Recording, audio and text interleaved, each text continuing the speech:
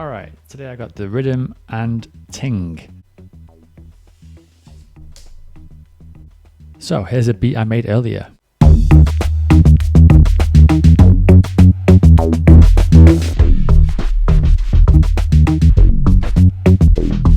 Okay, cool. So when I bought this Riddim and Ting last month, it was sold as a bundle together.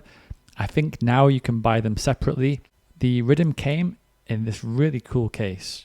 It's made of cardboard, but it fits in really nicely, and it kind of provides some protection when you're carrying it around. These two holes have these two knobs sticking out slightly. They are flush with the cardboard. It's not the best carry case, but it looks super cool. Check it out. The Ting doesn't come with any case. It just comes wrapped up. Once you've taken it out of the packaging, that's it. Included inside the case is a crib sheet of how to do stuff. So the basics, and most importantly for me, how to compose a beat. So I've pretty much learned this page, but as you can see, there's a QR code. If you scan that, there's a full guide. I haven't learned 10% of the things that you can learn on this. So this is basically a microphone. You can plug it in to the input of the machine, tap the orange button to get some effects, hold down the green button, and away you go. Testing 1, 2, 3. There is a green button to change the sound effect, which is triggered by the white button. Classic air horn. Some sort of siren. Gunshot, and 4 white lights is. So there is a USB-C slot inside here that you can apparently update and swap the samples with.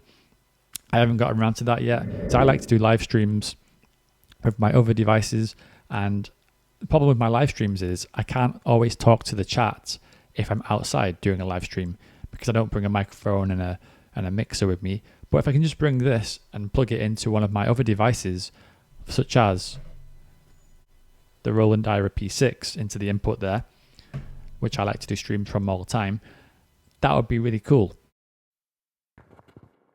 Testing 1, 2, 3. That works really well. Would I recommend to buy the Ting separately at the moment? Yes. For the price, it's the cheapest mic you're going to find, and it's portable. Anyway, to the main event, the Riddim. When you hold FX and press number 4 or number 5, the harder you press, the more effect gets applied. And on the screen up here, you can see how much effect is being applied. So have a listen.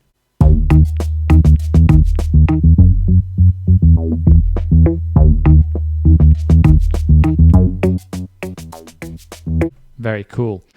The Riddim comes with a bunch of preset demo tracks. A common thing that I've read about online, and that happened to me as well, is when you first get the Riddim, you play around with it and you accidentally change stuff and you don't know how to change it back. There's no undo button. So I've only messed around with track 1. I've not really messed around with the other preset demos yet.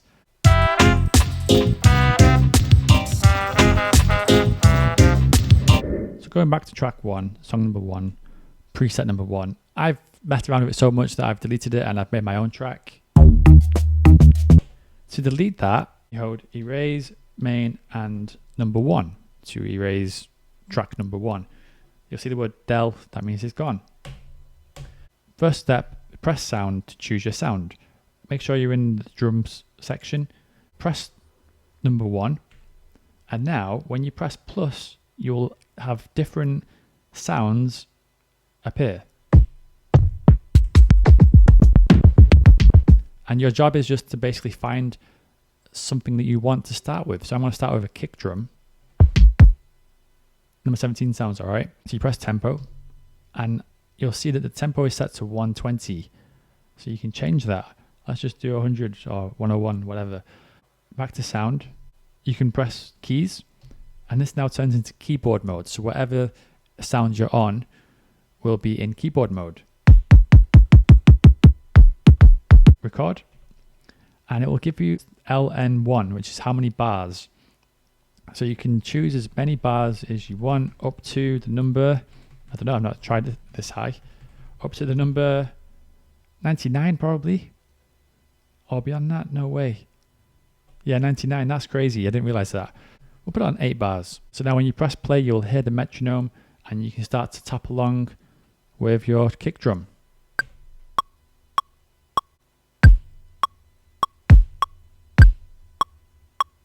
Let's have a listen to what we just did. Great, now we need some sort of snare or clap. So what I'll do is go back to sound, press number 2, and then find the claps. Hit record. Actually, we're in bar 4 there, so take record off. Go all the way back to number 1. You don't have to do this, but I like to do it just to make it easier for myself, so I know where to put fills in if I want to. Hit record, press play, as you count in.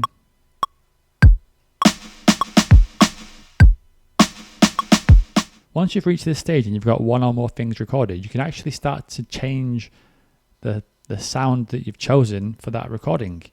I'm going to change the snare drum. I press sound, I press number 2, and then press play. And then you press plus or minus to change the sound.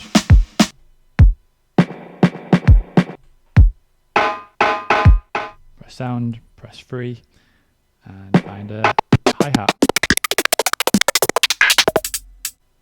So you might notice that the sound is too loud for the hi-hat. What you want to do is press sound, and then you can change the amp, which is how loud something is.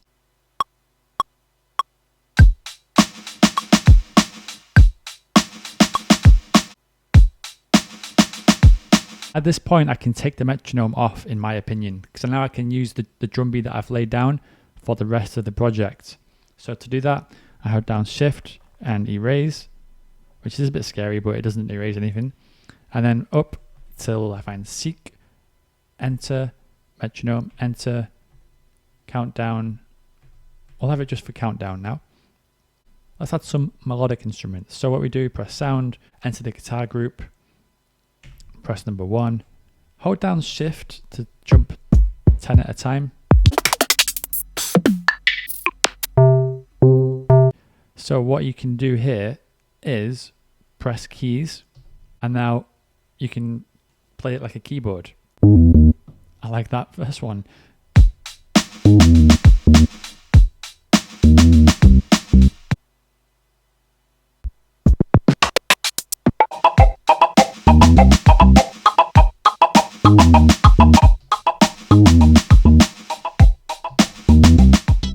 So there you have it, a very simple beat. So one more thing to talk about quickly is this final part of sounds. It's blank. You can put anything you want in there, but what you're supposed to put in there are the supertones. So supertone 1.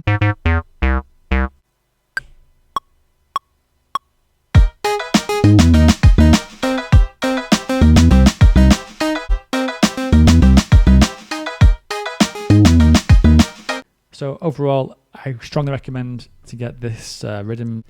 There's quite a steep learning curve. It's very easy to make mistakes and to lose things, and when you sample things, it's easy to lose where you put the sample and all kinds of stuff. But I think it's one of them things, the more you use it, the more you use the machine, the more you're going to learn. And yeah, I'm looking forward to using it a lot more. Another good thing about it is that it has a speaker. And that means that you don't need to plug in your own speaker or your own headphones. You can just hear sound right out of the box once you put batteries in, and the speaker just works. Let me show you how that sounds. So you undo the output cable, and now you'll hear the speaker on board.